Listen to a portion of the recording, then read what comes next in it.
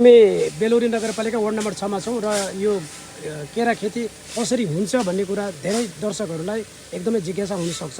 पहिला त त्यसको लागि हेर्नुहोस् है, यस्तो सानो ककपिटमा केराको बोट लगाउनु हुन्छ र जसले लगाउनु भएको छ उहाँसँगै हामी कुरा गर्न चाहन्छौँ। सर, हजुरको नाम सर?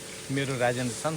हजुर, मेरो घर बेलौर नगरपालिका वार्ड नम्बर 4 मा र मेरो कार्यस्थल बेलौर नगरपालिका वार्ड नम्बर 6 हो। अहिले हामी यो केराको नर्सरी तयार गरिरहेका छौँ। यसरी हामी विभिन्न किसिमका बोट बिरुवाको नर्सरी तयार गर्छौँ। हजुर, यो कति महिनामा कति उसमा रेडी हुन्छ सर? यो तपाईँको लगाउन अब लगभग जेठको पहिलो हप्तादेखि लिएर असार लास्टसम्ममा चाहिँ यो बिरुवा लगाउन तयार हुन्छ। हजुर, अनि यो लगभग 2 देखि 3 महिनाको बिचमा चाहिँ लगाउन मिल्छ। हजुर, थ्याङ्क यू सर। र ऊ हेर्नुहोस्, हरिभाइसँग हामी आएको थियौँ र उहाँले गरेको यो मेहनत एउटा हामी बेलौरी नगरपालिका मात्र होइन, हामी नेपालको जुनसुकै क्षेत्रमा पनि एउटा इक्जाम्पल उहाँले एउटा लगाएर यो देखाउनु भएको छ। हेर्नुहोस्, यता पनि छ।